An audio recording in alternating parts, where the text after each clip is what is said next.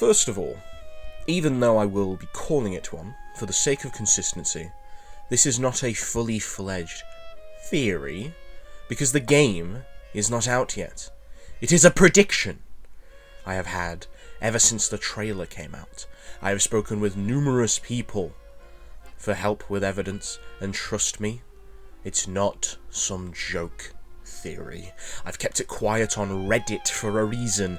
I teased it somewhat today, and now people are insulting me left and right, some even calling me sick, which is a bit far. So I'm going to try and clear this up just a bit. As a disclaimer, in case you are young, which is very probable after what I've seen here today, this theory involves adult themes.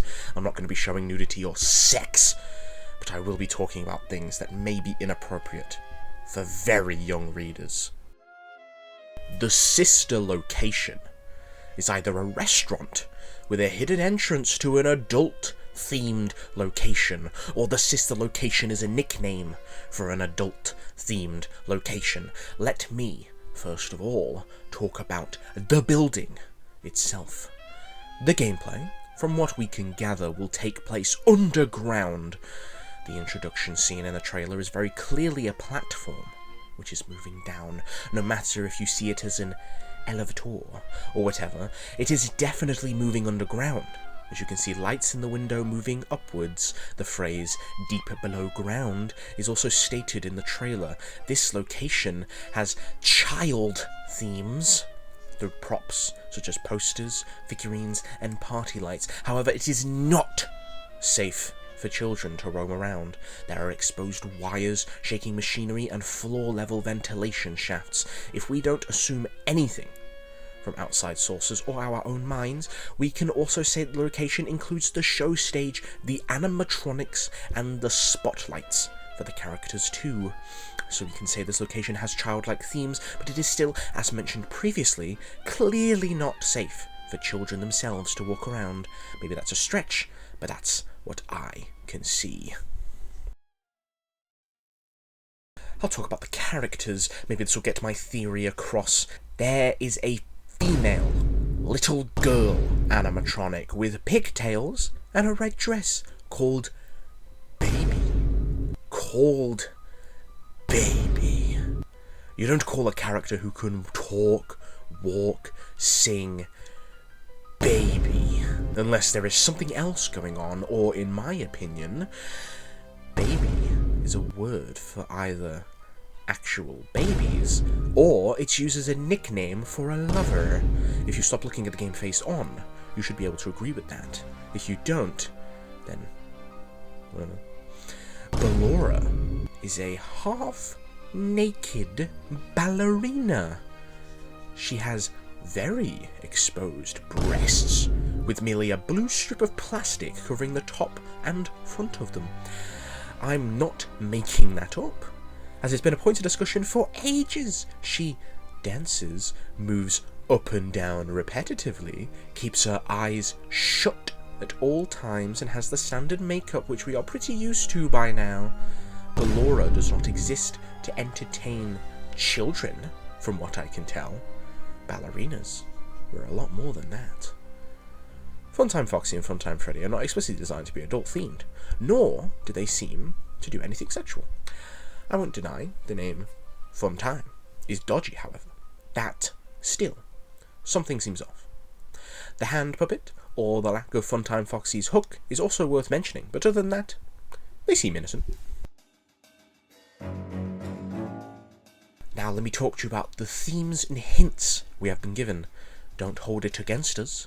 You do not know what we've been through. Please stay in your seats. The show is about to begin. Deep below ground. Secrets don't keep. And there is a little of me in everybody. Come on. I am getting increasingly worried that people are very stubborn with their own theories or repetitive belief of Scott wouldn't go there, that we might just be ignoring the obvious answer. Isn't this obvious? I don't know. Maybe I'm just overthinking it. But are you joking? How many people are not seeing the adult implications with these phrases? This is not subtle. This is... well, it's very clearly talking about something more than a pizzeria. Now let me clarify. Scott would go there. I need to make sure people understand that I'm not predicting animatronics having sex with each other or the player in this game. Instead, we will be witnessing the aftermath of a disgusting ritual of fetishism and abuse. Is that normal? Hell no. But it's not going to be a normal game. You don't know what we've been through. Oh, we know a lot. We know what a lot of animatronics have been through. We know in FNAF 2 these animatronics are presumably haunted, have been installed with facial recognition to determine whether someone is a predator or not. That word is used. Not a criminal, not a vandal, not a murderer. A predator.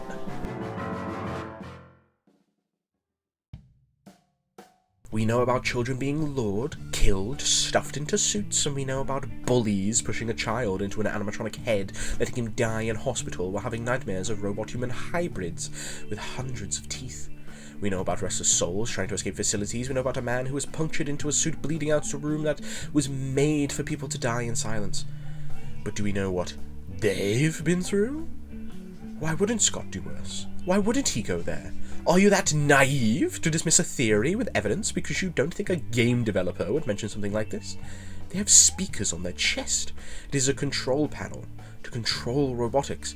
We have just been given a timetable which most likely hinted at animatronics can be booked and privatized. There is more than just an animatronic strip club.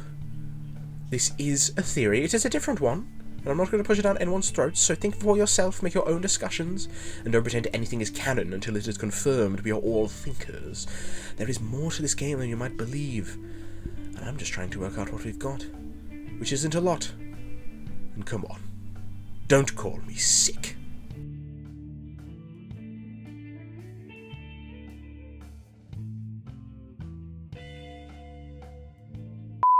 I hear you calling me. I wanna word you up into my life.